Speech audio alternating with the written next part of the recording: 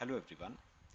चलो बच्चे, 9 क्वेश्चंस हमारे हो गए थे, क्वेश्चन नंबर 9 तक।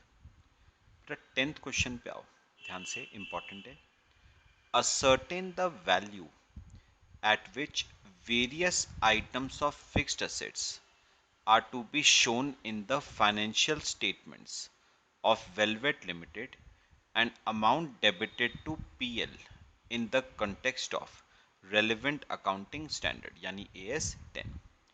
तो बेटा पार्ट 1 है, balance of office equipment as on 1st April 13 is 1,20,000. On 1st April 13, out of the above office equipment having book value of 20,000 has been retired from use and held for disposal. The NRV of the same is 2000. Rate of depreciation is 15% on WDV. चलो बेटा, पहले इसका करना शुरू करते हैं, part 1। Second part बाद में देखते हैं बेटा। Question number 10 part 1। हेडिंग लिखना बेटा, ऑफिस इक्विपमेंट्स का ट्रीटमेंट करते हैं।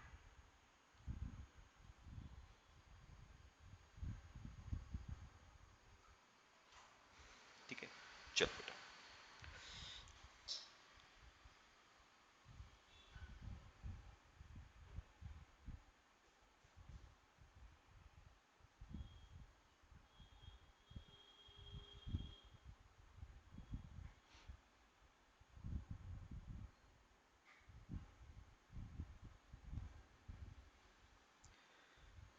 आ जाओ बेटा, ऑफिस इक्विपमेंट, क्वेश्चन नंबर 10। बेटा उसने कहा है ऑफिस इक्विपमेंट का ओपनिंग बैलेंस 1st April 13 को 1,20,000 था। तो लिखोगे यहां पर WDV as on 1st April 2013। Opening balance बेटा 1,20,000 था। ठीक है, फिर उसने कहा on 1st April 13 out of the above office equipment having book value of 20,000 has been retired from use and held for disposal. याद करो हमने कल किया था रिटायरमेंट ऑफ पीपीई, जिसमें बेटा हमने क्या कहा था? हमने कहा था कि आपने बेटा असेट को क्या कर दिया है? रिटायर कर दिया है। मतलब आप असेट को अब यूज नहीं करोगे, आपने उसे बेचने के लिए रखा हुआ है, लेकिन वो बिका नहीं है। Retirement of PPE from active use and held for disposal. बेटा उसका वैल्यूएशन कैसे होता है? एट कॉस्ट यानी एट डब्ल्यूडीवी और नेट रियलाइजेबल वैल्यू, दोनों में से लोअर जो है। तो एक काम करो बेटा, ओपनिंग डब्ल्यूडीवी में से ना वो असेट माइनस कर दो which has been retired from use, जिसे अब आप यूज नहीं करोगे। तो कितने का था वो? 20,000 का। तो 1,20,000 के ऑफिस इक्विपमेंट में से 20,000 का तो रिटायर फ्रॉम यूज हो गया, बचा 1,00,000 का। इस पे बेटा 15% का डेप्रिसिएशन आ जाएगा। Depreciation at the rate of 15%, 15,000 का डेप्रिसिएशन। तो बेटा ऑफिस इक्विपमेंट बचेगा आपका 85,000 का। ये WDV हो गई एज ऑन 31st March 2014। ठीक है बेटा, अभी काम खत्म नहीं हुआ अभी हमारा। अच्छा, अब याद रखना, एक ऑफिस इक्विपमेंट और था जिसे आपने रिटायर फ्रॉम यूज किया था। Office equipment which was retired from use. तो यहां पर लिखना बेटा, office equipment retired from use and held for disposal. ठीक है बेटा, अब उसका वैल्यूएशन करते हैं। अच्छा, इसका वैल्यूएशन किस पे होता है? WDV पे और नेट रियलाइजेबल वैल्यू पे, दोनों में से विच एवर इज लोअर। बताओगे बेटा WDV क्या थी? इस असेट की which was retired from use 20,000 और पढ़ना बेटा इसकी एनआरवी क्या थी 2000। दोनों में से विच एवर इज लोअर, तो लोअर कौन सा आ रहा है बेटा 2000 लोअर आ रहा है ना, तो लिखना this asset is to be valued at rupees 2000। This asset is to be valued at rupees 2000। अभी काम बेटा खत्म नहीं हुआ है हमारा, मेरी बात अभी ध्यान से सुननी है बेटा। अब ना क्वेश्चन का फर्स्ट पैराग्राफ पढ़ो बेटा। उसने पूछा क्या था, रिक्वायरमेंट क्या थी मेरी क्वेश्चन में, उसने पूछा था ascertain the value at which various items of fixed assets are to be shown in financial statements, मतलब बैलेंस शीट। तो जरा ये बताओ बेटा बैलेंस शीट में किस अमाउंट पे ऑफिस इक्विपमेंट अपेयर करेंगी, तो amount to be shown, to be shown, amount to be shown in financial statements. किस अमाउंट पे आप ऑफिस इक्विपमेंट्स को फाइनेंशियल स्टेटमेंट्स में शो करोगे, तो बेटा ऑफिस इक्विपमेंट तो शो होंगी फाइनेंशियल स्टेटमेंट्स पे 85 तो ये वाला है बेटा, 85 तो ये वाला, और ऑफिस इक्विपमेंट दूसरी कौन सी थी retired from use, retired from use and held for disposal. इसको बेटा कितने पे शो करोगे 2000 पे एनआरवी पे, तो इसका मतलब ऑफिस इक्विपमेंट बैलेंस शीट में अपेयर करेगा 87,000 पे। ये तो हो गया amount to be shown in financial statements. अभी काम खत्म नहीं हुआ बेटा, इसी के आगे पढ़ो and amount debited to PL.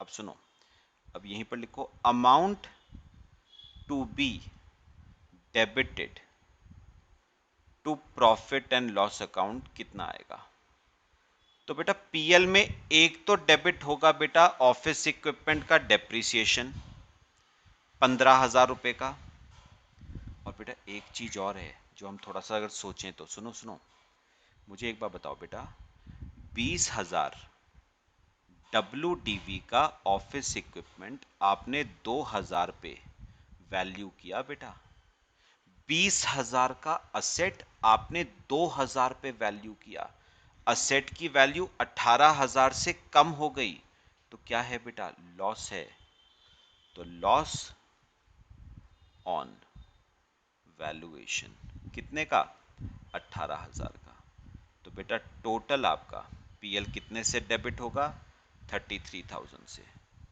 ये हो गया ऑफिस इक्विपमेंट के रिस्पेक्ट में amount to be debited to PL. ठीक है बेटा कॉपी करो, तो पीएल में टोटल कितना डेबिट होगा 33, 15 का डेप्रिसिएशन और 18,000 का loss on valuation of office equipment retired from use and held for disposal. ठीक है बेटे, चलें आगे चलें। अब पढ़ो बेटा क्वेश्चन का सेकंड पार्ट क्या था, आओ मेरे साथ साथ। सेकंड पार्ट ये देखो बेटा, सेकंड पार्ट था book value of plant and machinery as on 1st April 13 was 7,20,000। Opening balance दे रखा है। On 1st August 13 an item of machinery was purchased in exchange for 500 equity shares of face value rupees 10. Fair market value of the equity shares as on 1st April 13 was 120. Rate of depreciation is 10% per annum on WDV basis. चलो अब हम करते हैं plant and machinery का treatment. Same ऐसा ही है बेटा, heading लिखो प्लांट एंड मशीनरी। पहले मुझे बताओ इसका ओपनिंग बैलेंस कितना है, WDV as on 1 April 13, opening balance बेटा 7,20,000 का है, प्लस, सुनो ध्यान से, प्लस। अब बेटा हुआ क्या, आपने ना 1 अगस्त को एक मशीनरी परचेज करी है in exchange for equity shares. तो बेटा एक्सचेंज ऑफ पीपी का केस है, मान के चल रहे हैं ट्रांजैक्शन में कमर्शियल सब्सटेंस है, मान के चल रहा हूं मैं ट्रांजैक्शन में कमर्शियल सब्सटेंस है, और अगर कमर्शियल सब्सटेंस है तो पीपीई एक्वायर्ड को किस रेट पे, किस अमाउंट पे शो करोगे बेटा, पीपी एक्वायर्ड को किस वैल्यू पे शो करोगे बेटा। पहली कोशिश क्या होनी चाहिए, fair market value of PP acquired, लेकिन अगर आप पढ़ो तो fair market value of PP acquired given नहीं है।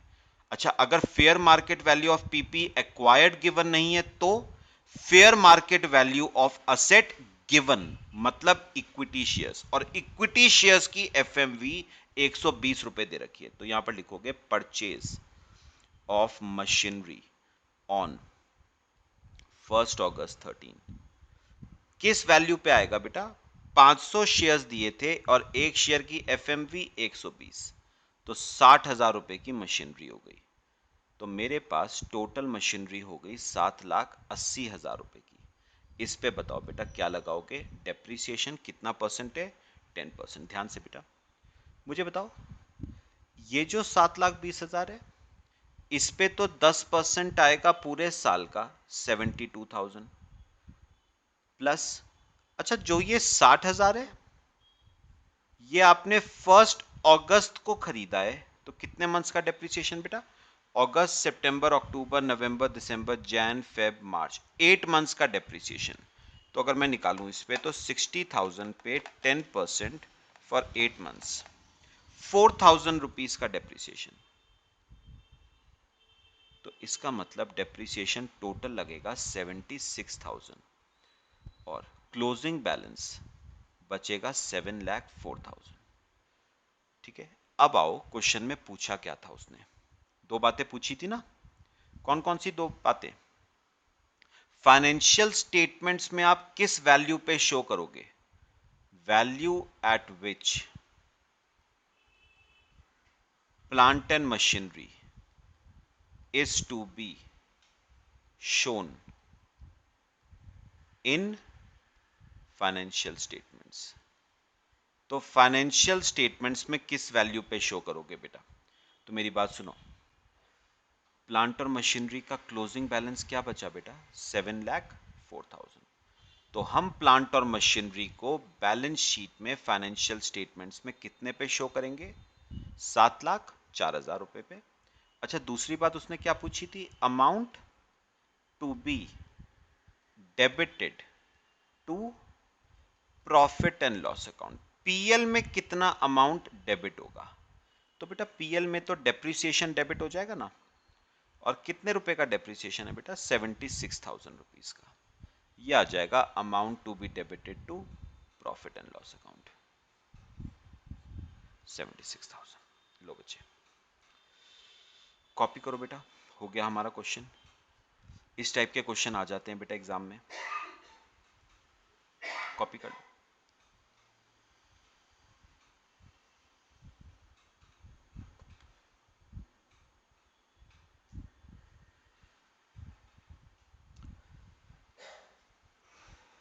हो गया बेटा, करें अगला क्वेश्चन। देखो बेटा अब अगला क्वेश्चन क्या है, question number 11, briefly explain the accounting treatment as per relevant accounting standard, मतलब हमारा AS10 हो गया बेटा। An expense of 5 crore was incurred on a machine towards its repairs. Company wants to capitalize it considering the significance of the amount spent. तो बेटा company ने ना repairs पे खर्चा किया है 5 करोड़ का, कंपनी इस खर्चे को कैपिटलाइज करना चाहती है क्योंकि बहुत हैवी अमाउंट है जो आपने रिपेयर्स पे खर्चा किया है। लेकिन बेटा AS10 हमें ऐसा तो कुछ नहीं कहता ना कि हैवी अमाउंट है तो कैपिटलाइज होगा, छोटा अमाउंट है तो रेवेन्यू पीएल में जाएगा, ऐसा तो कुछ नहीं कहता।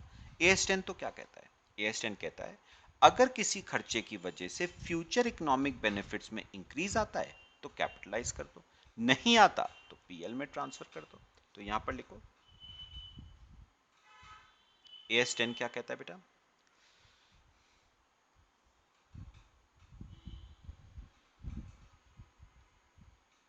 ए पार्ट लिखो, एज पर एएस10 if future economic benefits increase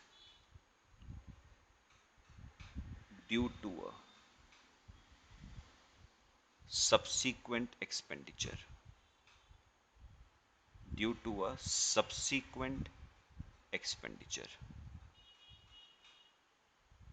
then such expenditure should be capitalized to the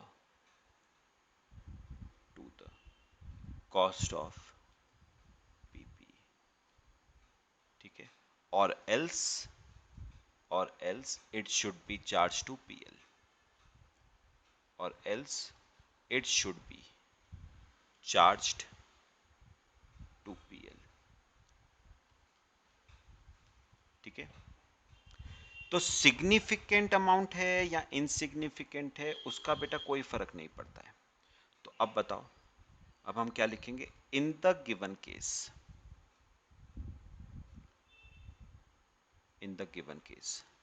the company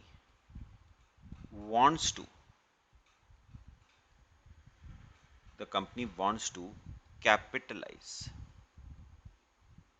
rupees 5 crore. Company wants to capitalize rupees 5 crore considering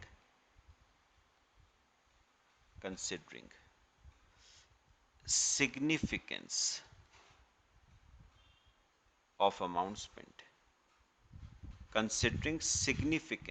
of amount spent, ठीक है। फिर लिखना the treatment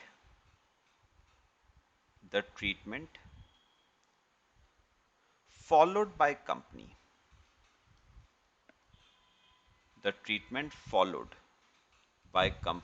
is not in accordance with AS10. The treatment followed by the company is not in accordance with AS10. लो बच्चे copy कर लो बेटा। फिर second part देखते हैं।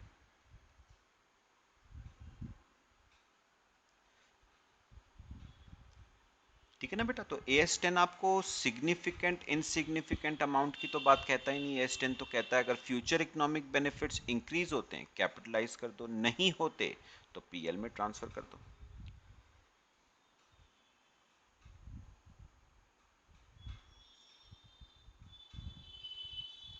ठीक है बच्चे, आ जाओ। सेकेंड पार्ट क्या है? सिंपल सा है, वो भी करा हुआ है बेटा। देखो, a plant was ready for commercial production on 1st April 14 but could commence production only on 1st June 14. The company incurred 50 lakh as administrative expenditure during the period, of which 20% was allocable to the plant.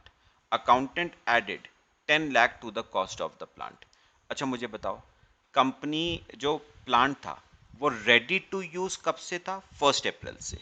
लेकिन company ने use कब से करा? 1 जून से, मतलब 2 महीने बाद use किया है। तो बेटा मैंने आपको क्या कहा था? मैंने आपको कहा था खर्चा कैपिटलाइज सिर्फ कब तक का होगा? Till the asset is ready to use. एक बार असेट रेडी टू यूज हो गया उसके बाद आप प्लांट पे जो भी खर्चा करोगे वो सब बेटा कहां पर जाएगा? पीएल में जाएगा। तो लिखो second part, as per AS 10, only those expenditures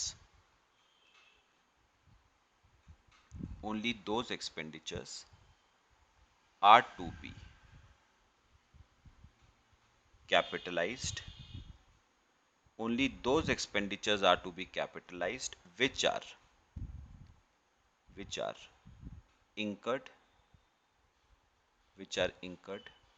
till the asset is ready to use. Till the asset is ready to use. फिर लिखो any expenditure incurred after the asset is ready to use till the date of actual use. Till the date of actual use is to be. Till the date of actual use is to be charged to profit and loss account. Is to be charged to profit and loss account. ठीक है, फिर लिखो in the given case any expenditure incurred after 1st April 14, ठीक है, till 1st June 14 is to be charged to PL.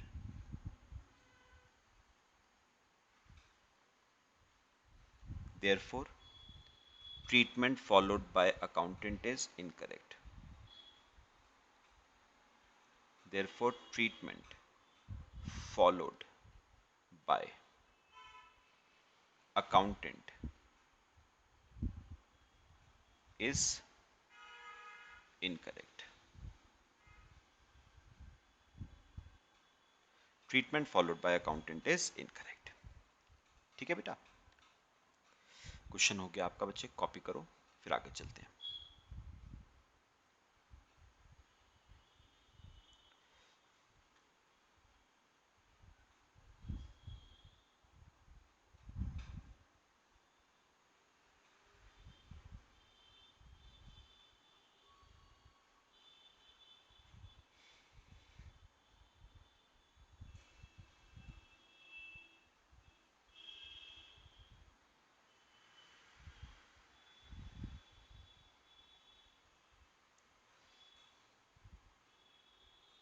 चलें बेटा आगे, आ जाओ मेरे साथ साथ.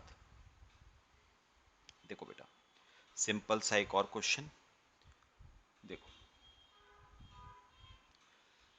A supermarket chain is renovating one of its major stores. The store will have more available space for its store promotion after the renovation and will include a restaurant. Management is preparing the budget for the year after the store reopens, which includes cost of remodeling and expectation of 15% increase in sales resulting from the store renovation, which will attract new customers. State whether remodeling cost will be capitalized or not. तो बेटा बहुत simple है, आ जाता है इस type का question. बेटा supermarket chain ना अपने स्टोर्स का बेटा रेनोवेशन कर रही है. अब रेनोवेशन का खर्चा कैपिटलाइज होगा या पीएल में जाएगा, रूल वही है बेटा, फ्यूचर इकोनॉमिक बेनिफिट्स बढ़ रहे हैं या नहीं. तो बेटा रेनोवेशन के बाद आपके स्टोर में एक रेस्टोरेंट भी आ जाएगा, तो फ्यूचर इकोनॉमिक बेनिफिट्स बढ़ रहे हैं. अच्छा, आपके सेल्स में 15% का इंक्रीज भी आ जाएगा, फ्यूचर इकोनॉमिक बेनिफिट्स बढ़ रहे हैं. Store will have more available space area बढ़ जाएगा स्टोर का, तो बेटा आपके फ्यूचर इकोनॉमिक बेनिफिट्स में इंक्रीज आ रहा है। तो क्या आंसर दोगे? क्या रीमॉडलिंग कॉस्ट को कैपिटलाइज करना है या नहीं? बिल्कुल करना है बेटा, लिखो।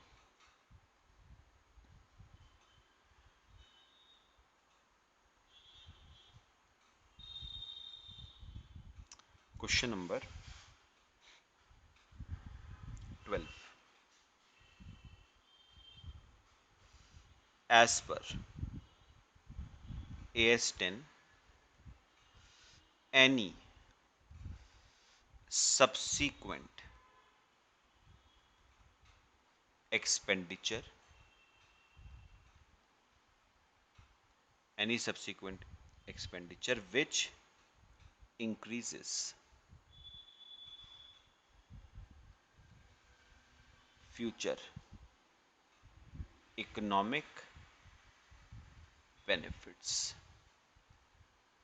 any subsequent expenditure which increases future economic benefits shall be capitalized to the cost of PP, shall be capitalized to the cost of PP. ठीक है?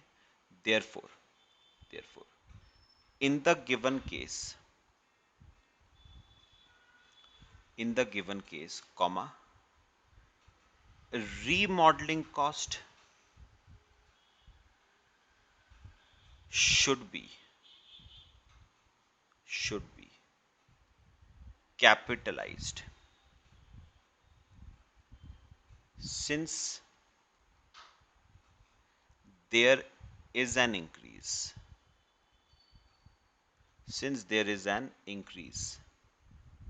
in future economic benefits, since there is an increase in future economic benefits, ठीक है, as can be as can be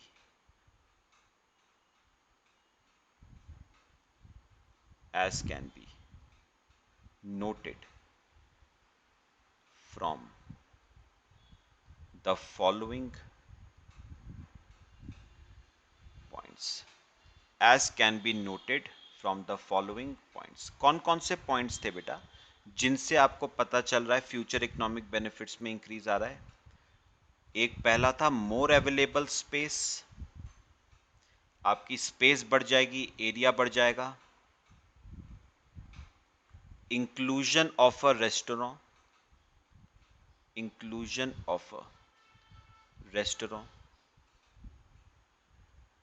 ठीक है, और 15% increase in sales.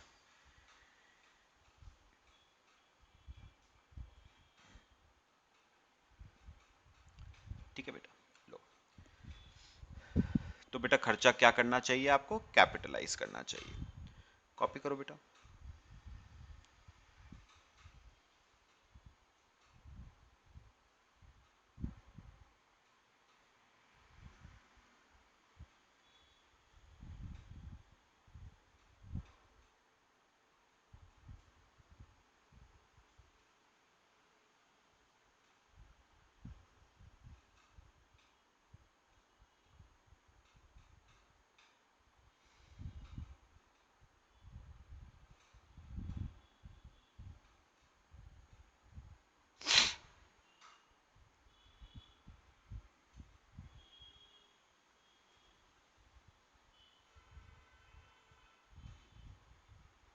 Clear हुआ बेटा? आ जाओ मेरे साथ साथ अगला क्वेश्चन, क्वेश्चन नंबर 13। देखो 13 क्वेश्चन बेटा, A Limited has building and machinery in its financial statements. The management of the company wants to follow straight line method of depreciation for building and reducing balance method for machinery. Is this permitted as per AS10? मैंने आपको पहले ही कहा था बेटा, a combination of different methods of depreciation can be used can be used, कोई दिक्कत नहीं है बेटा, प्रोवाइडेड तीन चीजें बेटा डिफरेंट हो। कौन कौन सी? Type and nature of asset, usage of asset and circumstances prevailing in the business. ये भी बेटा काफी इंपॉर्टेंट क्वेश्चन है, इस टाइप का आ जाता है। ठीक है, और मेरे साथ साथ आंसर लिखेंगे बेटा। क्या कहता है आपको AS10? As per AS10, comma, a combination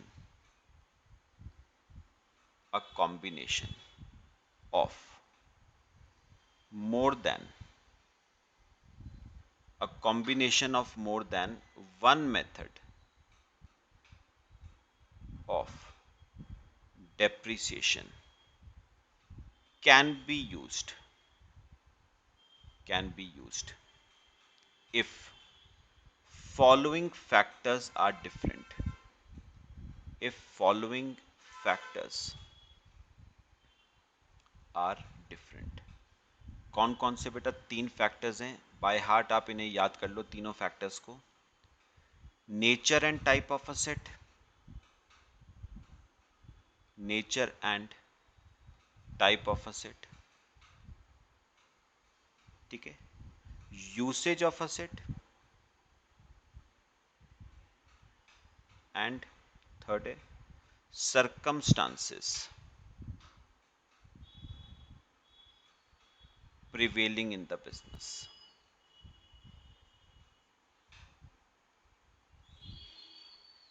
Circumstances prevailing in the business. ठीक है, फिर लिखो बेटा, therefore in the given case A limited can use SLM for building, and WDV method for plant and machinery. लो बेटा, simple सा question, copy करो बेटे।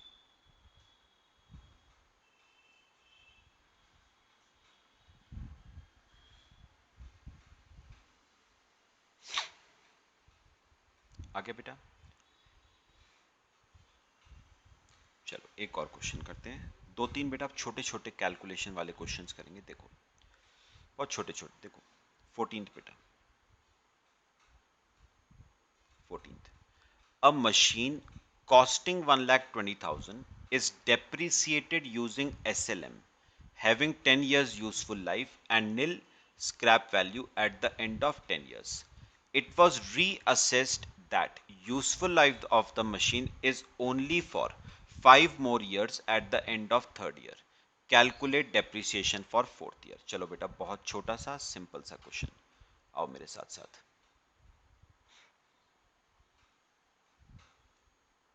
बेटा क्वेश्चन नंबर है 14। पहले बेटा मुझे एक बात बताना, स्टार्टिंग से चलते हैं। हमने एक मशीन खरीदी थी बेटा जिसकी कॉस्ट 1,20,000 थी, ठीक है बेटा। लाइफ इस मशीन की थी 10 साल और स्क्रैप वैल्यू इस मशीन की थी 10 साल के एंड में नील बेटा, है ना।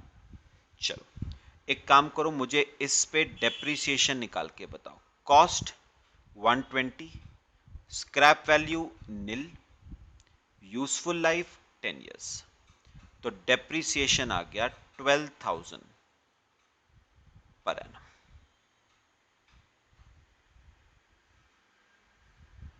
डेप्रिसिएशन आपका 12,000 पर एनम, कॉपी करो बेटा, ठीक है।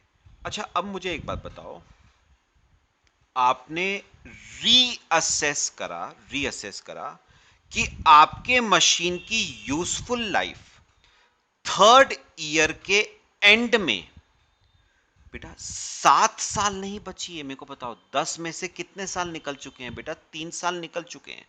तो आपने रीअसेस करा कि आपके मशीन की यूजफुल लाइफ 7 साल नहीं बची है बल्कि सिर्फ 5 साल बची है, तो it will be treated as a change in accounting estimate. और मैंने क्या कहा था, अगर अकाउंटिंग एस्टीमेट में चेंज आएगा तो कॉन्सिक्वेंटली डेप्रिसिएशन में भी चेंज आएगा। तो पहले मुझे बताओ कितने साल निकल चुके हैं, 3 साल। तो टोटल डेप्रिसिएशन फॉर 3 इयर्स कितना होगा, 1 साल का 12,000, तो बेटा 3 साल का डेप्रिसिएशन होगा 36,000। तो इसका मतलब 3 सालों में बच्चे कितने का डेप लग चुका है, 36,000 का डेप लग चुका है। तो मुझे बताओगे आपके मशीन की WDV क्या बची, 1,20,000 की मशीन थी, 36 का डेप लग चुका है, तो आपके मशीन की WDV थर्ड ईयर के एंड में 84,000 बची है। ठीक है, चलो अब इस पे निकालो फोर्थ ईयर का dep, dep for fourth year. तो WDV बची है 84 minus scrap value nil divide by useful life. अब कितनी बची है, 5 साल है ना, हमारे एस्टीमेट में चेंज आ गया, तो फोर्थ ईयर का डेप्रिसिएशन 16,800 पर एनम। लो बेटा, सिंपल सा क्वेश्चन था, कॉपी करो। ऐसे ही बेटा 2 क्वेश्चन और कर रहे हैं।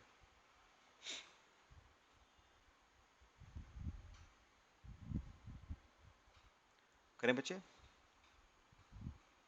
आ जाओ सब मेरे साथ साथ।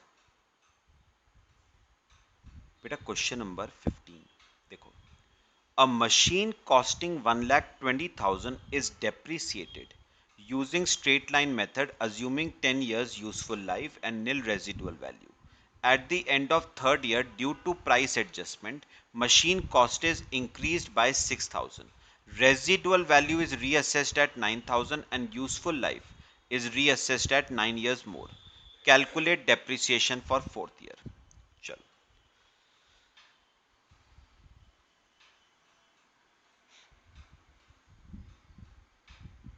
क्वेश्चन नंबर 15 स्टार्टिंग से करो। पहले बताओ मशीन की कॉस्ट क्या थी, 1,20,000। बेटा लाइफ इस मशीन की 10 साल, और स्क्रैप वैल्यू आपने इस मशीन की एस्टीमेट करी थी निल। तो अगर हम डेप्रीसिएशन निकालें इस मशीन का, तो 1,20,000 minus scrap value nil divide by useful life 10 years, तो आपका डेप्रीसिएशन आता है 12,000 पर एनम। ठीक है बेटा, अब मुझे बताओ कितने साल निकल चुके हैं। बेटा 3 साल निकल चुके हैं, तो बताओ टोटल डेप्रीसिएशन चार्ज्ड इन 3 इयर्स। 1 साल का 12,000, तो बेटा 3 सालों में टोटल डेप चार्ज हो चुका है 36,000 का डेप्रीसिएशन चार्ज हो चुका है। तो इसका मतलब बेटा WDV at end of third year बेटा कितनी बची है, 1,20,000 का असेट था, 1,20,000 का असेट था माइनस 36 का डेप, तो 84,000 की WDV बची है बेटा। अब देखो उसने कहा at the end of third year due to price adjustment machine cost is increased. बेटा मशीन की कॉस्ट में इंक्रीज आ गया। याद करो हमने कॉस्ट ऑफ पीपीई की जब स्टेटमेंट बनवाई थी, परचेज ऑफ पीपीई, उसमें मैंने कहा था सब्सीक्वेंट प्राइस एडजस्टमेंट्स या तो ऐड होंगी या तो माइनस होंगी। यहां पर क्या हो रही है, ऐड 6,000, तो आपकी असेट की वैल्यू आ गई 90,000। चलो अब निकालते हैं डेप्रिसिएशन फॉर फोर्थ ईयर।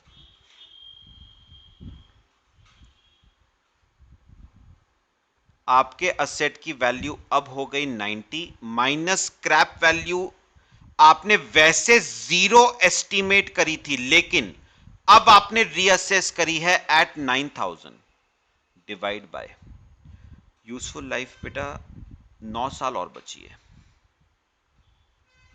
तो 9,000 पर एनम, ये बेटा आपका क्या आ गया, डेप्रिसिएशन। लो बेटा, मेरे ख्याल से बच्चे क्लियर हो रहे हैं क्वेश्चन सबको, ठीक है, कॉपी कर लो बेटा।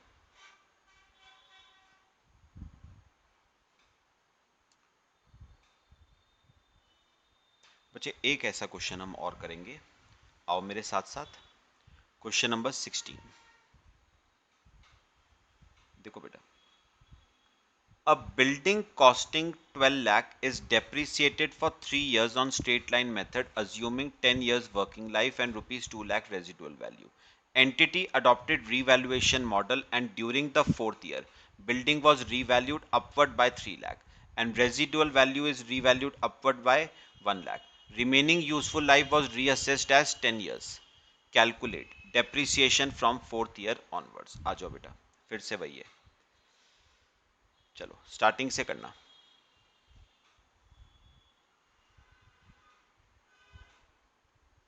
पहले बताओ, आपने असेट बेटा खरीदा कितने का था, 12 लाख का, ठीक है बेटा। लाइफ क्या थी आपने एस्टिमेट करी थी, 10 साल, ठीक है। और आपने रेजिडुअल वैल्यू एस्टिमेट करी थी बेटा 2 लाख। तो डेप्रिसिएशन अगर मैं निकालूं तो 12 लाख माइनस 2 लाख की रेजिडुअल वैल्यू डिवाइड बाय 10, तो ₹1 लाख पर एनम का डेप्रिसिएशन आता है। अब बताना बेटा कितने साल निकल चुके हैं,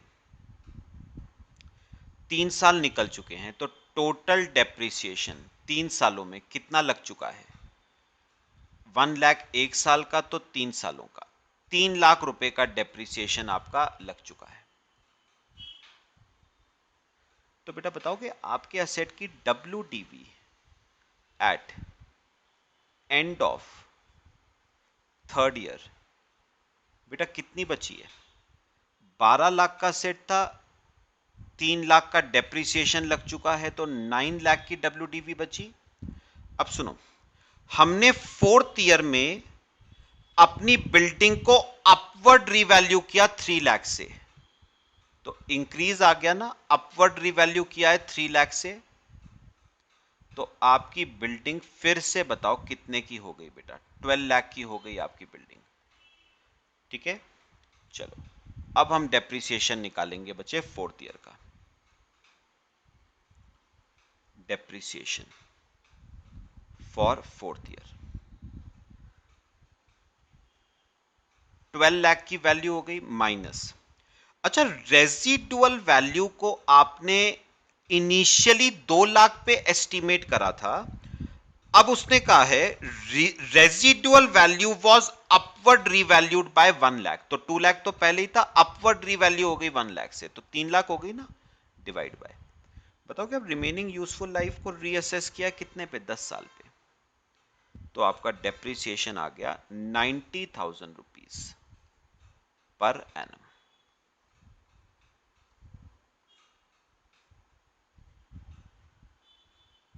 90,000 रुपीज पर एनम का डेप्रिसिएशन। लो बेटा कॉपी कर लो बच्चे। चलो बाकी बचे हुए क्वेश्चंस बेटा नेक्स्ट लेक्चर में कवर करते हैं, कॉपी कर लो इतना।